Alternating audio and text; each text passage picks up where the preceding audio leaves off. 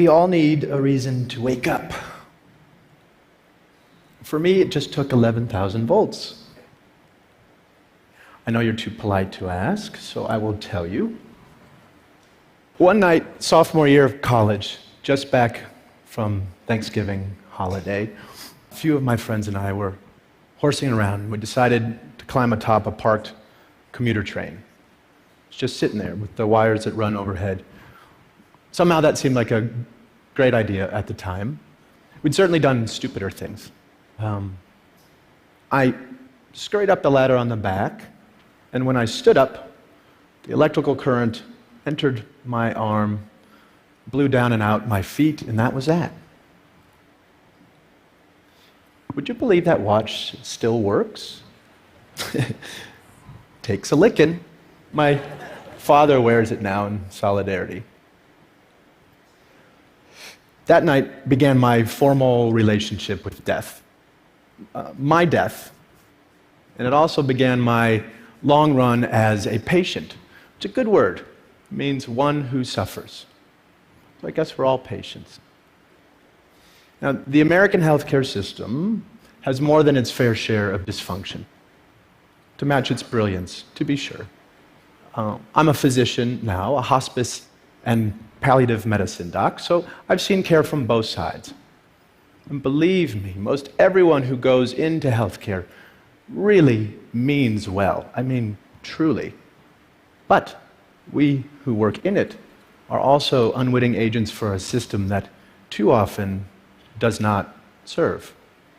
Why? Well, there's actually a pretty easy answer to that question. And it explains a lot. Because healthcare was designed with diseases, not people, at its center.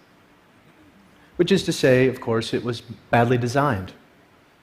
And nowhere are the effects of bad design more heartbreaking or the opportunity for good design more compelling than at the end of life, where things are so distilled and concentrated. There's no do-overs. My purpose today is to reach out across disciplines and invite design thinking into this big conversation. That is, to bring intention and creativity to the experience of dying. We have a monumental opportunity in front of us before a universal, one of the few universal issues, as individuals as well as a civil society, to rethink and redesign how it is we die. So, let's begin at the end. For most people, the scariest thing about death isn't being dead, it's dying, suffering. It's a key distinction. And to get underneath this, it can be very helpful to tease out suffering which is necessary, as it is, from suffering we can change. The former is a natural, essential part of life, part of the deal. And to this we are called to make space, adjust, grow. It can be really good to realize forces larger than ourselves. They bring proportionality, like a cosmic right-sizing. After my limbs were gone, that loss, for example, became fact, fixed, necessarily part of my life. And I learned I could no more reject this fact than reject myself. It took me a while, but I'd learned it eventually. Now, another great thing about necessary suffering is that it is the very thing that unites caregiver and care receiver, human beings. This, we are finally realizing, is where healing happens. Yes, compassion. Literally, as we learned yesterday, suffering together. Now, on the systems side, on the other hand, so much of the suffering is unnecessary, invented, serves no good purpose. But the good news is, since this brand of suffering is made up, well, we can change it. how we die is indeed something we can affect. Now, making the system sensitive to this fundamental distinction between necessary and unnecessary suffering gives us our first of three design cues for the day. After all, our role as caregivers, as people who care, is to relieve suffering, not add to the pile. True to the tenets of palliative care, I function as something of a reflective advocate as much as a prescribing physician. Quick aside, palliative care, very important field, but poorly understood. While it includes, it is not limited to end-of-life care. It is not limited to hospice. It's simply about comfort and living well at any stage. Okay, so please know that you don't have to be dying anytime soon to benefit from palliative care. Now, let me introduce you to Frank. He sort of makes this point. I've been seeing Frank now for years. He's living with advancing prostate cancer on top of long-standing HIV. We work on his bone pain and his fatigue, but most of the time we spend thinking out loud together about his life, really about our lives. In this way, Frank grieves. In this way, he keeps up with his losses as they roll in, so that he's ready to take in the next moment. Loss is one thing, but regret quite another. So Frank has always been an adventurer. Looks like something out of a Norman Rockwell painting, and no fan of regret. So it wasn't surprising when he came into clinic one day saying he wanted to raft down the Colorado River. Was this a good idea? With all the risks to his safety and his health, some would say no, many did, but he went for it while he still could. And it was a glorious, marvelous trip. Freezing water, blistering dry heat, scorpions, snakes, wildlife howling off the flaming walls of the Grand Canyon. All the glorious side of the world beyond our control. Now, Frank's decision, while maybe dramatic, is exactly the kind so many of us would make if we only had the support to figure out what is best for ourselves over time. So much of what we're talking about today is a shift in perspective. After my accident, when I went back to college, I changed my major to art history. Studying visual art, I figured I'd learn something about how to see. A really potent lesson for a kid who couldn't change so much of what he was seeing. Perspective, that kind of alchemy we humans get to play with, turning anguish into a flower. Flash forward, now I work at an amazing place in San Francisco called the Zen Hospice Project, where we have a little ritual that helps with this shift in perspective. When one of our residents dies, the mortuary men come, and as we're wheeling the body out through the garden, heading for the gate, we pause. Anyone who wants. Fellow residents, family, nurses, volunteers, the hearse drivers too now. Share a story or a song or silence as we sprinkle the body with flower petals. It takes a few minutes. It's a sweet, simple parting image to usher in grief with warmth rather than repugnance. Contrast that with the typical experience in the hospital setting. Much like this, floodlit room lined with tubes and beeping machines and blinking lights that don't stop even when the patient's life has. Cleaning crew swoops in, the body's whisked away. It feels as though that person had never really existed. Well-intended, of course, in the name of sterility, but hospitals tend to assault our senses. And the most we might hope for within those walls is numbness. Anesthetic. Literally the opposite of aesthetic. I revere hospitals for what they can do. I am alive because of them. But we ask too much of our hospitals.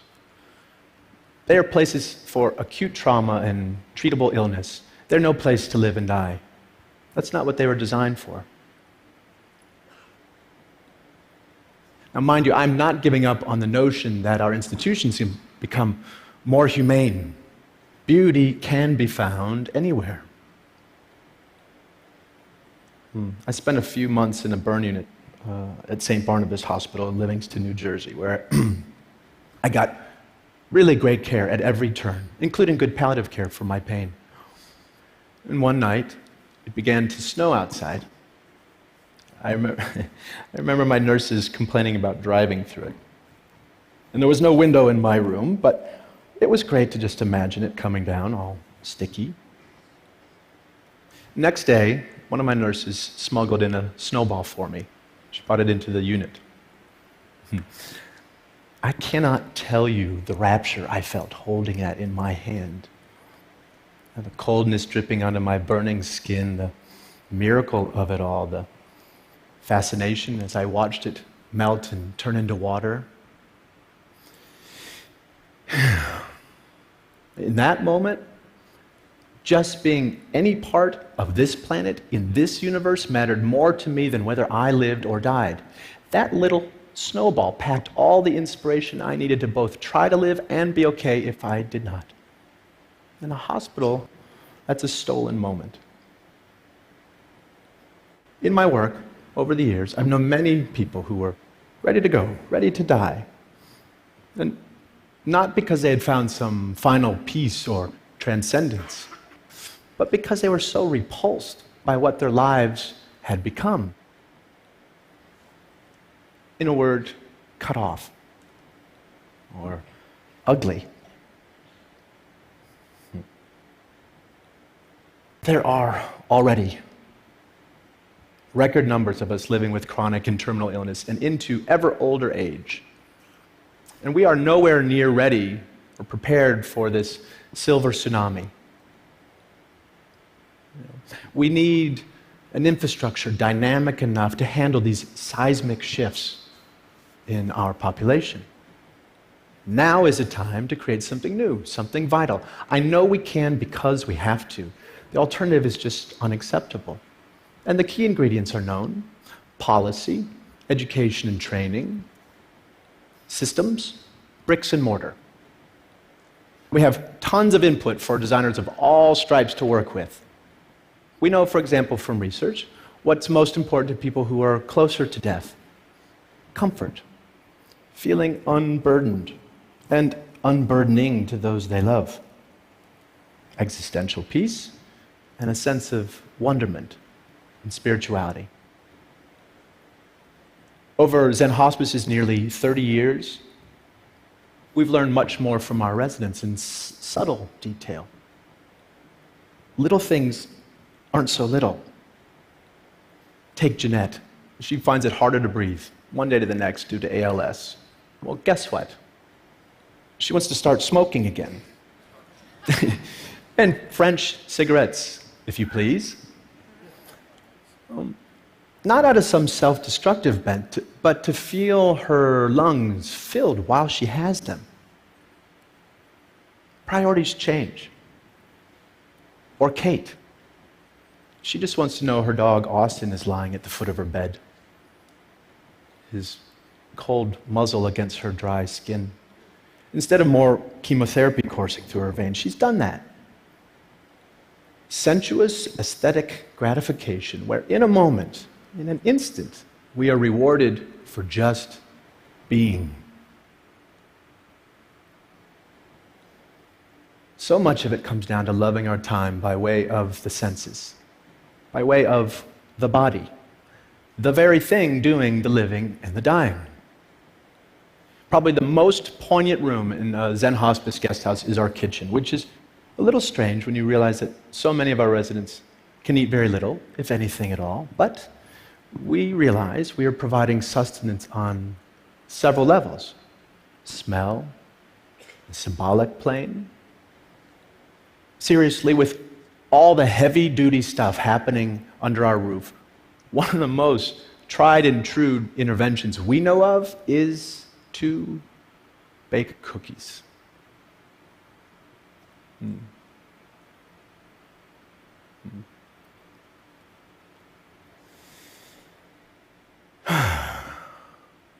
As long as we have our senses, even just one, we have at least the possibility of accessing what makes us feel human, connected. Imagine the ripples of this notion for the millions of people living and dying with dementia. Primal sensorial delights that say the things we don't have words for, impulses that make us stay present, no need for a past or a future. So, if teasing unnecessary suffering out of the system was our first design cue, then tending to dignity by way of the senses, by way of the body, the aesthetic realm is design cue number 2. Now, this gets us quickly to the third and final bit for today. Namely, we need to lift our sights, to set our sights on well-being. So that life can become, and health care can become about making life more wonderful rather than just less horrible. Beneficence. Here, this gets right at the distinction between a disease-centered and a patient or human-centered model of care. And here is where caring becomes a creative, generative, even playful act. Play may sound like a funny word here, but it's also one of our highest forms of adaptation. Consider every major compulsory effort it takes to be human. The need for food is birth cuisine. The need for shelter has given rise to architecture. The need for cover, fashion. And for being subjected to the clock, well, we invented music. So, since dying is a necessary part of life, what might we create with this fact? By play, I am in no way suggesting that we take a light approach to dying or that we mandate any particular way of dying. There are mountains of sorrow that cannot move, and one way or another, we will all kneel there. Rather, I am asking we make space, physical, psychic room, to allow life to play itself all the way out, so that rather than just getting out of the way, aging and dying can become a process of crescendo through to the end. We can't solve for death. I know some of you are working on this. Meanwhile, we can design towards it. Now, parts of me died early on, and that's something we can all say one way or another. I got to redesign my life around this fact, and I tell you, it has been a liberation to realize you can always find a shock of beauty or meaning in what life you have left. Like that snowball, lasting for a perfect moment, all the while melting away. If we love such moments ferociously, then maybe we can learn to live well, not in spite of death, but because of it. Let death be what takes us, not lack of imagination. Thank you.